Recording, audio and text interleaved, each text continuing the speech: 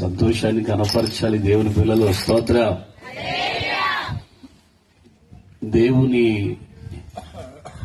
శక్తి ఎంత గొప్పదనంటే అగ్నిగుండంలో కూడా తను నమ్ముకున్నటువంటి తన భక్తులకి ఏసీ ఇచ్చాడంట దేవుడు. స్తోత్రం కలుగునుగా. చెప్పండి హల్లెలూయా. మంచిది. ఈరోజు మమ్మలను ప్రేమతో ఈ ప్రాంతానికి ఆహ్వానించినటువంటి దైవజనులు, మా ప్రియులు, అభిషక్తులు రెవరెండ్ ఆనందరావయ్య గారికి, అమ్మగారికి, వారి కుటుంబానికి, అట్లాగే నా వెనకమల అభిషక్తులైన దైవజనులు, అనుభవం కలిగిన దైవజనులు, గొప్ప దైవజనులు, నా వెనుకున్న దైవ సేవకులకి, అట్లాగే చక్కని వాయిద్యాలు వాయిస్తున్నటువంటి తమ్ముళ్ళకి, అలాగే లైటింగ్ సౌండ్ సిస్టమ్ మరి పిల్లలు కూడా చాలా చక్కగా వారు ప్రయాసపడుతున్నారు. దేవునికి స్తుతి కలుగును గాక. మీ అందరికీ కూడా ప్రభు నామములో నా హృదయపూర్వకమైనటువంటి వందనాలు తెలియపరుస్తూ ఉన్నారు. మొదటిగా మరి మా అన్నగారు ఉన్నారు, అభిషక్తులు పౌలరాజు అన్న గారు, ఆనందరావు గారి యొక్క వ్యంకులు మీకు కొత్తగా పరిచయం చేయాల్సిన అవసరం లేదు. మా ప్రాంతంలో బహుబలంగా దేవుడు వారిని గాని, వారి కుమారులు మరి ఆనందని గాని, అట్లాగే అమ్మాయి దైవజనురాలు మదర్ తెరీసాని గాని దేవుడు ఆ ప్రాంతాల్లో చాలా బహుబలంగా దేవుడు వాడుకుంటున్నారు. ఎన్నో ప్రాంతాలకు విరామం లేకుండా రాత్రి మగళ్ళు ఆనంద్ దైవజనులు ఆనంద్ గారు తిరుగుతా ఉన్నారు. దేవునికి స్తుతి కలుగును గాక.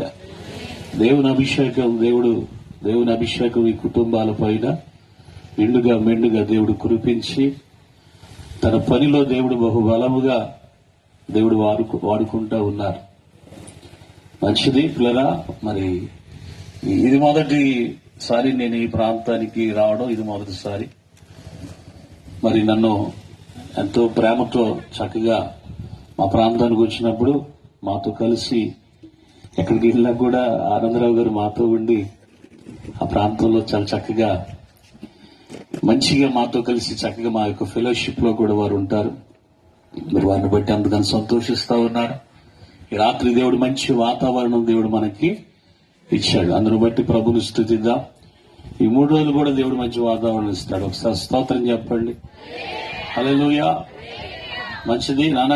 రే బాబు, రే నాన్న, తమ్ముడు, రే కూర్చోమ్మా, నువ్వు కూర్చోమ్మా, నువ్వు ఇక వద్దు, మంచిగా కూర్చో. దేవునికి స్తోత్రం కలుగునుగా. అలా నేను త్వరగా ముగించేస్తాను. దయచేసి దైవజనులు నాకన్నా ముందుగా చాలా త్వరగా కొన్ని విషయాలు మాట్లాడారు. నేను కూడా త్వరగా కొన్ని విషయాలు మాట్లాడి నేను ముగిస్తాను. ఒక చక్కని వాక్యాన్ని చదివారు. మరి సొలొమోను గారు రచించినటువంటి సామెతల గ్రంథంలో 1వ అధ్యాయము 33వ వచనములో, నా ఉపదేశమును అంగీకరించువాడు సురక్షితముగా నివసించును, వాడు కీడు వచ్చినను భయము లేక నెమ్మదిగా నుండును. గట్టిగా స్తోత్రం చెప్పండి. వాడి జీవితంలోనికి కీడు వచ్చినా కూడా వాడు భయపడకుండా ఎలా ఉంటాడంట? నెమ్మదిగా ఉంటాడంట. మరి ఈ రోజున చాలా మంది జీవితాల్లో లేనిదయ్యా ఏదైనా ఉందనంటే, చాలా మందికి ధనం ఉంది. మీకు తెలుసో లేదు, చాలా మందికి ధనం ఉంది. వెండి బంగారాలు, వజ్ర వైడూర్యాలు, ఎకరాలు, ఉన్నతమైన పదవులు, ఉన్నతమైనటువంటి స్థితి కలిగినటువంటి వారు చాలా మంది ఉన్నారు. కానీ లేనిదేదయ్యా అనంటే ఈ రోజున చాలా మంది జీవితాల్లో ఏమి లేదంటే ఈ నెమ్మదే లేదు. దేవునికి స్తోత్రం కలుగును గాక. నీకు ఏదున్నా లేకున్నా నీ జీవితంలో ఏముండాలి? చెప్పలు ఏముండాలంట? మరి అది ఎవరి ద్వారాగా వస్తుంది? నెమ్మది లేకపోతే నీ జీవితాల్లో నువ్వెన్ని కలిగి ఉన్నా కూడా అదంతా సున్నానే. దానివల్ల ఉపయోగం ఏమీ లేదు. గట్టిగా స్తోత్రం చెబుదాం.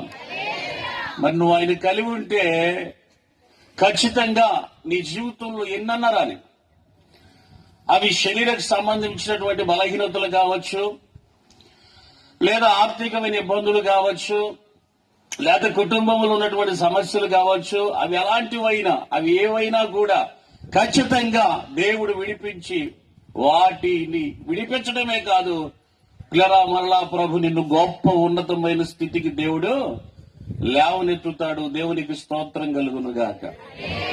నా పేరు ప్రభుని, అంటే నీ ప్రభుని తెలుసుకోక మునుపు నేను దాదాపుగా ప్రభు సేవలోకి వచ్చి 18 సంవత్సరాల కాలం అవుతుంది.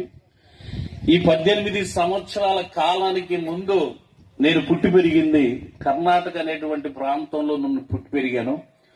ఈ రోజుకి మా తల్లిదండ్రులు కర్ణాటక ప్రాంతంలో ఉంటారు. లేదా నేను పెరిగిన ప్రాంతం అంతా కూడా అన్ని జనులు నివసించినటువంటి ప్రాంతం. ప్రభు గురించి నాకైతే తెలియదు. మా నాన్నగారిది పక్కన పామరు ప్రక్కన నల్లగుంట, ఉరుటూరు నల్లగుంట అనేటువంటి ప్రాంతం. మా తాత మా పితరులు నివసించినటువంటి స్థలం అది. మరి నేను మా తల్లిదండ్రులు వలస, అంటే అక్కడికి నేను మా తల్లిగారు గర్భములో ఉన్నప్పుడు 6 నెలలు శిశువుగా గర్భంలో ఉన్నప్పుడు కర్ణాటక వెళ్ళడం జరిగింది. అక్కడే జన్మించాను. జన్మించిన తర్వాత నేను పెరిగిన ప్రాంతం అంతా కూడా అన్ని జనులు నివసించినటువంటి ప్రాంతం, దేవుని భయం లేని ప్రాంతం. ఒక మాట చెప్పాలంటే తినుమో త్రాగుమో సుఖించుము, ఇదే నాకు తెలుసు. గాని పిల్లరా, ఇంకా దేవుని భయం అనేది నాకు తెలియదు. తర్వాత దినాల్లో మరి మాది మా సొంత ప్రాంతం ఆంధ్రప్రదేశ్. మరి ఈ ప్రాంతం కాబట్టి మా అక్క వాళ్ళు గాని, మా అక్క వాళ్ళకి గాని, మా చెల్లికి గాని, మా అందరం కూడా వివాహాలు ఇక్కడే చేయడం జరిగింది. అటువంటి సందర్భంలో మరి నేను కర్ణాటకలో ఉన్నప్పుడు చాలా చాలా చాలా చాలా చాలా వరస్ట్ లైఫ్ అన్నమాట. Worst life. ఇక్కడికి వచ్చిన తర్వాత కూడా చాలా కాలం నేను అలాగే జీవించాను. ఒక మాట చెప్పాలంటే రోజుకు ఒక ఫుల్ మందు, అట్లాగే సిగరెట్లని, గుట్టకాలని, తినుమో త్రాగుమో సుఖించు, ఇదే నా జీవితం. అటువంటి సందర్భంలో ఒక్కనొక సందర్భంలో మరి అనుకోని బలహీనతలు నాలోనికి రావడం, అటువంటి సందర్భంలో వైద్యుల దగ్గరికి వెళ్ళినా కూడా వైద్యులు అన్ని చూసి ఏమీ లేదు అనడం, అటువంటి సందర్భంలో చాలా మంది నా అనుకున్న వాళ్లే, నా వాళ్లే కూడా మరి రకరకాల రూపాలుగా మాట్లాడుకోవడం, ఇక చనిపోతాను అనుకున్నటువంటి సందర్భంలో దేవుడు సేవకి పిలిచి దేవుడు బ్రతికించటం, ఈ రోజున మీ ఎదుట ఇలా నిలబడడం, అది కేవలము దేవుని యొక్క కృపే. ఆ రోజు నేను యేసు ప్రభుని అంగీకరించకపోతే ఈ రోజు నేను ఖచ్చితంగా 18 సంవత్సరాల క్రితం ఈ దేహం అన్నే గనక నా దేహం మట్టిలోనికి వెళ్లిపోయేది, నా నామరూపాలు కూడా ఉండేవి కాదు. ఆ రోజు నేను యేసు ప్రభుని నేను తెలుసుకున్నాను, నా సొంత రక్షకుడిగా నేను అంగీకరించాను. యేసు ప్రభు తన మహాకృప చేత ప్రభు నన్ను బాగు చేసి, దేవుడు నాకంటూ ఒక పరిచర్య దేవుడు ఇచ్చి ఆయా ప్రాంతాల్లో పరిచర్య చేయడానికి, ఆయా ప్రాంతాల్లో తిరిగి దేవుని యొక్క సువార్తను ప్రకటించడానికి, మరి అనేక ఒకప్పుడు నా ఇంటికే నేను ఆశీర్వాదకరము లేనటువంటి పరిస్థితుల నుంచి ఈ రోజున కొన్ని వందల వేల మంది కుటుంబాలకి దేవుడు ఆశీర్వాదకరంగా మార్చాడు. దేవునికి స్తోత్రం. ప్రభు దగ్గరికి రాకమునుపు నేను జీరో, దేవునికి స్తోత్రం. ఇప్పుడు నీ నీరో అనట్లా, దేవునికి స్తోత్రం కలుగును గాక. హల్లెలూయా. నా దేవుడు ఎప్పుడు కూడా నెంబర్ 1. యేసు రక్తమే జయం. గట్టిగా స్తోత్రం చెప్పండి. ఈ రోజున పరిపూర్ణంగా యేసు క్రీస్తును అంగీకరించగలిగితే నీ బ్రతుకుల్లో కూడా చెప్పాడు అయ్యగారు వాక్యంలో చదివించిన రీతిగా నీ జీవితాల్లో ఎన్ని కష్టాలన్నా రాని, ఎన్ని శ్రమలన్నా రాని, వాటి నుండి దేవుడిని విడిపించి నీ జీవితంలో దేవుడు ఏమిస్తాడు చెప్పండి? నెమ్మదినిస్తాడు. చెప్పిన సొలొమోను మామూలు వ్యక్తి కాదండి. అనుభవాలతో రచించినటువంటివి ఈ గ్రంథాలు. దేవునికి స్తోత్రాలు. దేవుని ఆత్మతో వారు అనుభవించిన అనుభవాల ద్వారా దేవుడు వారిని ప్రేరేపించి దేవుని ఆత్మతో నింపినప్పుడు రచించినటువంటి గ్రంథాలు. దేవునికి స్తోత్రం.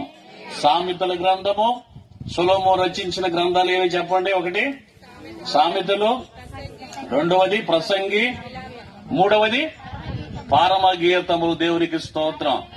ఈ వాక్యాలు చదువుతూ ఉంటే సొలొమోను తన జీవితంలో దేవుడు ఎంతో కృపను దేవుడు ఇచ్చాడు. సొలొమోనుకి మామూలు కృపను దేవుడు ఇవ్వలేదు. సొలొమోనుకి ముందు గాని, సొలొమోను తర్వాత గాని, సొలొమోను కన్నా జ్ఞాని గాని, సొలొమోను కన్నా గొప్ప ధనవంతుడు గాని, అంత గొప్ప రాజుకి పుట్టడం దేవుడు చెప్పి సొలొమోను దేవుడు అంతగా ఆశీర్వదిస్తే చివరాఖరికి గమనించండి, సొలొమోను ప్రసంగి గ్రంథంలోకి వచ్చేసరికి అన్నాడు సమస్తమును వ్యర్థమన్నాడు. దేవునికి స్తోత్రం. దాదాపుగా 700 మంది భార్యలు, 300 మంది ఉపపత్నులు కలిగినటువంటి సొలొమోను స్త్రీలో కూడా ఏమీ చెప్పండి హల్లెలూయా, స్త్రీలో ఏమీ లేదు, లోకంలో ఏమీ లేదు. ఇదంతా మాయే. స్తోత్రం చెప్పండి. ఇదంతా కూడా మాయే. మనుషులు దీన్ని చూసి ఏమైపోతున్నారంటే ఇదే లోకం అనుకుంటున్నారు. కానీ ఈ లోకము కాని లోకము మరొక లోకం ఉంది. అది ప్రభు మన కొరకు సిద్ధపరుచుతున్నటువంటి పరలోకం అన్న సంగతి చాలా మంది గుర్తించట్లా. దేవునికి స్తోత్రం. నువ్వు చాలా కాలం దేవుని సన్నిధికి వస్తున్నావు, కానీ దేవుని యొక్క శక్తిని నువ్వు గుర్తిరగనటువంటి పరిస్థితిలో నువ్వు ఉన్నావు.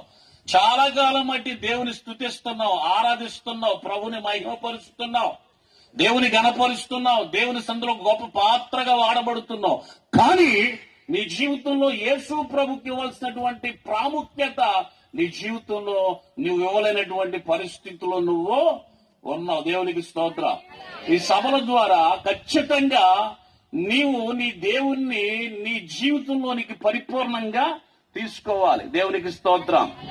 దేవుని వాక్యం 2 అంచులు వాడగలిగినటువంటి ఖడ్గము, అది అద్దము వంటిదంట, చాకలి వాని సబ్బు వంటిదంట, కొండను పగలగొట్టేటువంటి శుద్ధి వంటిదంట, అగ్ని వంటిదంట, అది మన పాదములకు దీపమై ఉందంట, మన త్రోవలకు వెలుగై ఉన్నదంట. దేవుని వాక్యమును గురించి చాలా ప్రాముఖ్యమైన విషయాలను దేవుడు కనపరిచాడు. ఈ వాక్యము ద్వారా దేవునికి స్తోత్రం కలుగును గాక. ఈ వాక్యమే మనల్ని బ్రతికిస్తుందంట. ఈ వాక్యమే మన బాధల్లో మనకు నెమ్మదిని ఇస్తుందంట. మీ జీవితాల్లో అడుగుతున్నాను, మీలో ఎంతమంది దేవుని వాక్యాన్ని చదువుతున్నారు? మీలో ఎంతమంది దేవునితో ప్రతి దినము కూడా దేవునితో గడుపుతున్నారు? పిల్లరా, ఇప్పుడు చదివినటువంటి ఉపదేశము అంగీకరించిన వారు, అలాగే వారి జీవితాల్లో కష్టాలు వచ్చినా దేవుడు వారి జీవితంలో నెమ్మది కలగజేస్తానని చెప్పాడు కదా. ఎవరికి కలగజేసేదనంటే ఆయన ఉపదేశమును అంగీకరించి, దేవునికి స్తోత్రం, ఆయన ఉపదేశమును అంగీకరించడమే కాదు పిల్లరా, ఆయనను పరిపూర్ణంగా దేవునికి స్తోత్రం హల్లెలూయా. ఈ రాత్రి పిల్లరా నీ జీవితాన్ని ప్రభువుకు నువ్వు అప్పగించాలి. నీ జీవితంలో నెమ్మది లేదో, చాలా మంది జీవితాల్లో నెమ్మది లేదో, చాలా మంది జీవితంలో ఆనందం కోల్పోయారు. అది ఏ విధంగా కోల్పోయారు అంటానికి అవకాశం అయితే లేదండి. ఆర్థికంగా నెమ్మది కోల్పోయారు, అనారోగ్యపరంగా నెమ్మది కోల్పోయారు, కుటుంబంలో బిడ్డల విషయంలో నెమ్మది కోల్పోయారు, భర్త విషయంలో నెమ్మది కోల్పోయిన వారు, బిడ్డల విషయంలో నెమ్మది కోల్పోయినారు, భార్య విషయంలో నెమ్మది కోల్పోయిన వారు, అట్లాగే రకరకాల రూపాల్లో నెమ్మదిని కోల్పోయి ఈరోజు తమ జీవితాల్లో చాలా భయంకరమైన జీవితాన్ని జీవిస్తున్నటువంటి వారు చాలా మంది ఉన్నారు. దీన్ని తట్టుకోలేక ఉరి పెట్టుకునో ఏదో ఒకటి తాగి చచ్చిపోయిన వాళ్ళు కూడా చాలా మంది. గట్టిగా స్తోత్రం చెప్పండి హల్లెలూయా. అలాంటి జీవితం నీది నాది కాకూడదని, నిన్ను నన్ను రక్షించడానికి, నిన్ను నన్ను బ్రతికించడానికి నేను చెప్తాను. యేసు ప్రభు లోకానికి ఎందుకై వచ్చాడంటే పిల్లరా చచ్చిన మనలను బ్రతికించడానికి వచ్చాడు. గట్టిగా చప్పట్లు కొట్టాలి. చచ్చిన మనలను చెప్పాలి. చచ్చిన మనలను బ్రతికించడానికి యేసయ్య ఈ లోకానికి వచ్చాడు. ఎలా చచ్చిపోయావనంటే పాపము చేసి చచ్చిపోయావంట. దేవునికి స్తోత్రం చెప్పాలి. పాపం ఏం చేసింది? మనల్ని చంపేసింది. పాపము చంపేసింది. అందుకే కీర్తనకాడు అంటున్నాడు, నీ జీవిత కాలం అంతా కూడా 70-80 సంవత్సరాలు ఒకవేళ అధిక బలం ఉంటే అయినను వాటి వైభవము ఆయాసము. అంటే ఎప్పుడు ఏడతమే, ఎప్పుడు ఆయాసమే, పరుగుడే పరుగుడు, పరిగెత్తి ఎక్కడ పడి చేస్తామో తెలీదు. కానీ ఇప్పుడు గమనించండి, కానీ ఇక్కడే మనకు ఆనందం దొరికినట్లుగా ఫీల్ అవుతావు. దేవునికి స్తోత్రం. హల్లెలూయా. ఇక్కడ ఆనందం లేదు. ఎక్కడుంది ఆనందం? యేసయ్యలో ఉంది ఆనందం. దేవునికి స్తోత్రం. నేను ఫుల్ మందు కొట్టినప్పుడు నాకు ఆనందం దొరకలేదు. పెట్టి సిగరెట్లు కాల్చినప్పుడు నాకు ఆనందం దొరకలేదు. గుట్టకాలు తిన్నప్పుడు ఆనందం దొరకలేదు. నా ఇష్టానుసారంగా తిరిగినప్పుడు నాకు ఆనందం దొరకలేదండి. పిల్లరా, మా నాన్న కర్ణాటకలో రేషన్ డీలరు. ఆయన వ్యవసాయాలు చేసి వ్యాపారాలు చేసి ఎంతో సంపాదిస్తే ఆ సంపాదన బట్టి అతిశయిస్తూ నా ఇష్టానుసారంగా బ్రతుకుతూ అలాగే అదే బ్రతుకు అనుకున్నాను. అందులో ఆనందం ఉందనుకున్నాను. అది నా జీవితానికి నాకు మాత్రమే కాదు, నా అనుకున్న వాళ్ళకు కూడా ఆనందం లేకుండా చేసేసి స్తోత్రం చెప్పండి. నాకే కాదు, నా అనుకున్న వాళ్ళకు కూడా ఆనందం లేకుండా చేసింది. ఈ రోజున యవనస్తులు చాలా మంది ఉన్నారు. గమనించండి, యవనస్తులు పెద్దవారైనా చిన్నవారైనా, నిన్ను బట్టి నీ కుటుంబం సంతోషిస్తుందా? నిన్ను బట్టి నీ కుటుంబం ఆనందిస్తుందా? నిన్ను బట్టి నీ కుటుంబం ఏడుస్తుందా? నిన్ను బట్టి నీ కుటుంబం పతనంలోకి వెళ్ళిపోయిందా? నిన్ను బట్టి నీ కుటుంబం ఎలా ఉంది? పిల్లరా, నువ్వు బ్రతికున్నావంటే పిల్లరా గమనించండి, నిన్ను బట్టి నా అనుకున్న వారందరూ ఎలా ఉండాలట? సంతోషముగా ఉండాలి. నిన్ను బట్టి నీ వారు సంతోషించాలి. నిన్ను బట్టి ఎవరు సంతోషించాలి? సంతోషించాలి. దేవునికి స్తోత్రం. హల్లెలూయా. మరి ఏబు గారిని బట్టి ఎవరు సంతోషించారు? దేవుడు సంతోషించాడు. గట్టిగా స్తోత్రం చెప్పండి. హల్లెలూయా. మరి నిన్ను బట్టి దేవుడు సంతోషిస్తున్నాడా? నిన్ను బట్టి దేవుడు సంతోషిస్తున్నాడా? నిన్ను బట్టి నిన్ను కన్న తల్లిదండ్రులు సంతోషిస్తున్నారా? నిన్ను బట్టి పిల్లరా నా అనుకున్న నిన్ను కట్టుకున్న భార్య సంతోషిస్తుందా? నిన్ను బట్టి నిన్ను కట్టుకున్న భర్త సంతోషిస్తున్నాడా? నిన్ను బట్టి ఎవరు సంతోషిస్తున్నారో? హల్లెలూయా. గట్టిగా ప్రభుని స్తుతించాలి. ఇస్సాకు ఏడుస్తున్నాడంట తల్లి చనిపోయి. అటువంటి సమయంలో ఇస్సాకు ఇంటికి ఎవరు వచ్చారు చెప్పండి? రెబెకమ్మ వచ్చిందంట. దేవునికి స్తోత్రం. రెబెకమ్మ ఇంటికి రాగానే ఇస్సాకు ఏమొచ్చింది? సంతోషము, ఆనందం వచ్చింది. దేవునికి స్తోత్రం. గట్టిగా చెప్పండి హల్లెలూయా. తల్లి చనిపోయిన బాధలు నలిగిపోతున్నటువంటి ఇస్సాకు, రెబెకమ్మ ఆ ఇంట్లో అడుగు పెట్టగానే ఏమొచ్చింది? అబ్రహాము ఇంటికి ఆనందం వచ్చింది. దేవునికి స్తోత్రం. నువ్వు అడుగు పెడితే ఏం రావాలి? ఏసేపు అడుగు పెట్టిన చోట ఏమొచ్చింది? స్తోత్రం చెప్పండి. నువ్వు అడుగు పెడితే ఏమొస్తుంది? అలా చెప్పండి గట్టిగా. ఏసేపు అడుగు పెడితే ఆనందం వచ్చింది, ఆశీర్వాదం వచ్చింది. రెబెకమ్మ అడుగు పెడితే ఆనందం వచ్చింది. స్తోత్రం చెప్పండి. మనం అడుగు పెడితే భూకంపం వస్తుంది. స్తోత్రం చెప్పాలి. మనబడి అడుగు పెడితే ఏమొస్తుంది? వస్తుందా? హల్లెలూయా. గట్టిగా చెప్పు. సంఘంలో అడుగు పెడితే ఏమొస్తుంది? ఈ సంఘంలో అడుగు పెడితే ఏమొచ్చింది? సంఘానికి భూకంపం వచ్చిందా?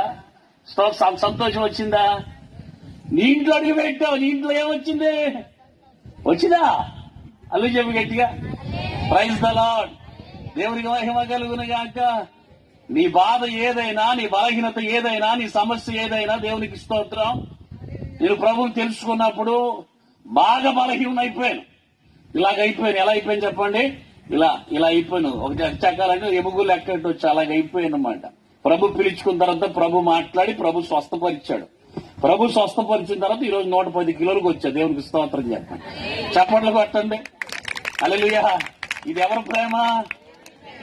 అందులో మీ ప్రేమ కూడా ఎక్కువ ఉంది. స్తోత్రం చెప్పండి. పాస్టర్ గారు మేము కురిపించే ప్రేమ దేవునికి స్తోత్రం చెప్పండి. వద్దమ్మా అంటే చెప్పండి. వద్దమ్మా అంటే స్తోత్రం చెప్ప. పెట్టండమ్మా అంటే సావరు. స్తోత్రం చెప్పండి. వద్దంటే పెడతారు. పెట్టమంటే స్తోత్రం చెప్పు గట్టిగా.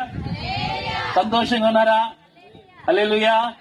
ఈ రాత్రి ప్రభు మిమ్మల్ని బాగు చేయనుగాక. ఈ రాత్రి ప్రభు మిమ్మల్ని బాగు చేస్తాడు. చెప్పండిరా.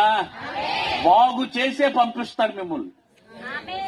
మీ బ్రతుకుల్ని, మీ బలహీనతల్ని నేను చెప్తున్నా, గుర్తుపెట్టుకోండి. నమ్మండి. ఎందుకంటే నా దేవుడు నమ్మదగిన వాడు.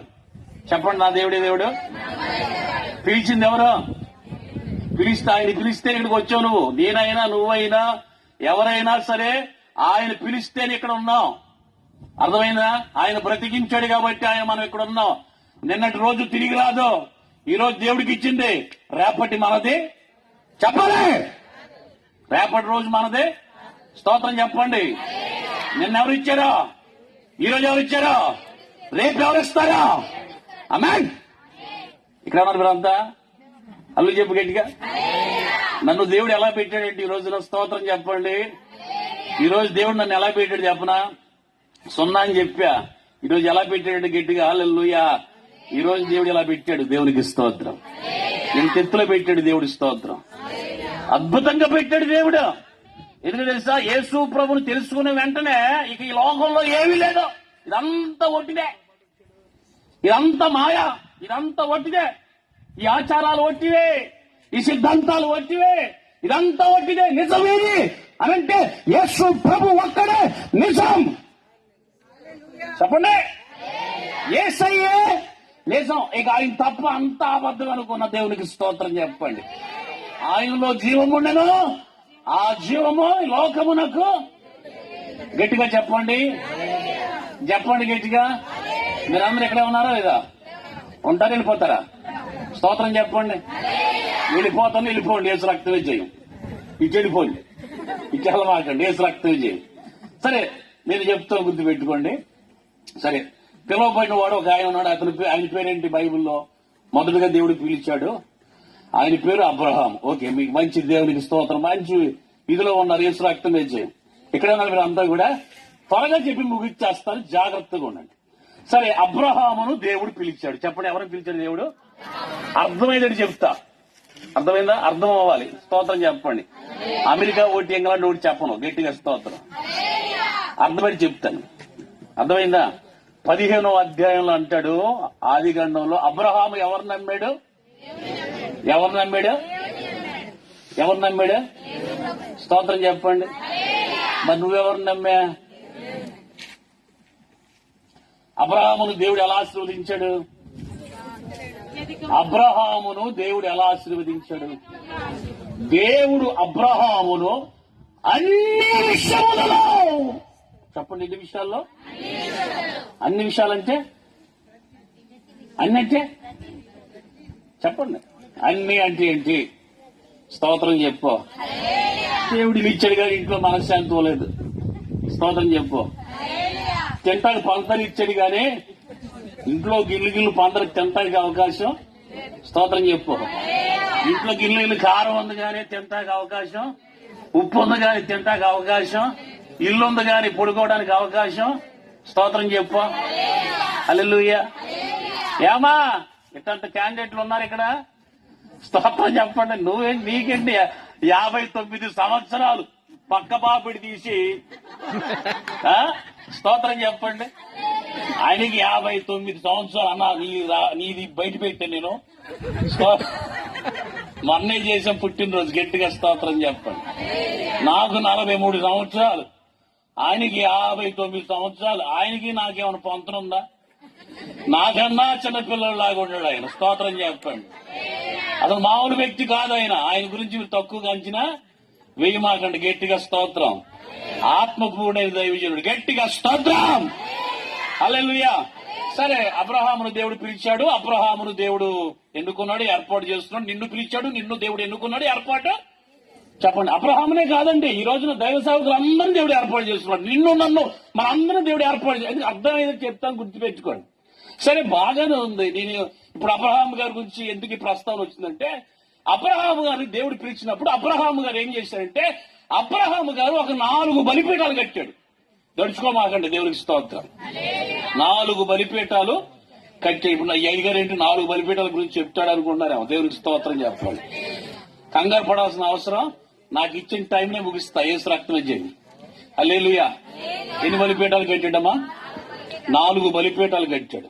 ఈ బలిపీఠ అర్థాలు ఏంటంటే, బైబిల్ గ్రంథంలో 12వ అధ్యాయంలో మనం చూస్తే 6వ అధ్యాయం నుంచి 12వ అధ్యాయం 6 నుంచి 9 వచనాల వరకు చూస్తే అక్కడ మీరు చదువుకోండి. మొదటి బలిపీఠము షెకెములో కట్టాడు. 2వ బలిపీఠము బేతేలు నుంచి ఆయికేల మార్గంలో కట్టాడు. 13వ అధ్యాయములో హెబ్రోన్లో ఒక బలిపీఠం కట్టాడు. 22వ అధ్యాయములో మమ్రోను పర్వతం ఎక్కడికి చెప్పండి, అక్కడ ఏమని కట్టాడు? అక్కడ ఒక బలిపీఠము, గట్టిగా స్తోత్రం. ఎన్ని బలిపీఠాలు కట్టాడు? 4 బలిపీఠాలు. గుర్తుపెట్టుకోండి, దేవునికి స్తోత్రం కలుగుతుంది. షెకెము అనగా అర్థం, షెకెము అనగా అర్థం భుజము. చెప్పండి, ఏంటని చెప్పండి, చెప్పాలి. రెండోది బలము, చెప్పండి. రెండోది బలము. బేతేలు అనగా మందిరము, చెప్పండి. మందిరము. హాయి అనగా పాడడిపోయిన దెబ్బ. హాయి అంటే అర్థం ఏంటి? పాడడిపోయినటువంటి దెబ్బ. హెబ్రోను అనగా సహవాసము, చెప్పండి. హెబ్రోను అనగా సహవాసము. మోరియా అనగా యెహోవాయే చూచుకొనును. గట్టిగా చప్పట్లు కొట్టాలా. ఒక 4 బలిపీఠాలు కట్టాడు. ఇక నేను మొదలెట్టానంటే తెల్లారిపోద్ది. ఇప్పుడు యేసు రక్తమే చేయం. హల్లెలూయా. నా చెవిదరి కింద ఒక కోత వచ్చింది. స్తోత్రం చెప్పండి. ఏం కోత? స్తోత్రం చెప్పండి. మా కొన్ని కోతలు వస్తా ఉంటాయి. ఆ కోతలు బట్టి మీరు నడవాలి. గట్టిగా చెప్పండి హల్లెలూయా. గట్టిగా స్తోత్రం. ఆ కోతలు కొనసాగించాలి. ఎందుకంటే పిలువబడినటువంటి వారు, పిలిచిన వారు, అర్థమైందా? మళ్లీ పిలువబడాలంటే ఏం చేయాలట? ఆ కోతలను అనుసరించి నడవాలి. దేవునికి స్తోత్రం. కోత అదుపు తప్పిందనుకో అంత రోటే. దేవునికి స్తోత్రం చెప్పండి. చేతులు పైకెత్తి. అమ్మ, ఈ రాత్రి మీరు దీవించబడతారు. నమ్మిన వారు స్తోత్రం చెప్ప. ఈ రాత్రి మీరు ఆదరించబడతారు. ఈ రాత్రి మీరు స్వస్థపరచబడతారు. ఎక్కడో లేదు, నీలోనే ఉంది. ఈ కార్యం జరగాలంటే ఎవరిలో ఉంది? ఎవరిలో ఉంది? స్తోత్రం చెప్పు. అర్థమైందా? మనలోనే. ఈ రాత్రి బాగుపడాలన్నా, ఈ 3 రోజుల్లో మీరు బాగుపడాలన్నా, ఈ 3 రోజుల్లో మీరు బలపరచబడాలన్నా, ఈ 3 రోజులు అద్భుతాలు చూడాలన్నా, ఈ 3 రోజులు ఆశ్చర్యమైన కార్యాలు చూడాలన్నా, ఈ 3 రోజుల్లో మీ పాపాలు ఒప్పుకోవాలన్నా, మీ పాపాలు విడిచిపెట్టి రక్షణలో నడిపించబడాలన్నా, బాప్తిసం పొందాలన్నా, యేసు క్రీస్తు యొక్క రాజ్యమునకు ఎత్తబడాలన్నా స్తోత్రం చెప్పండి.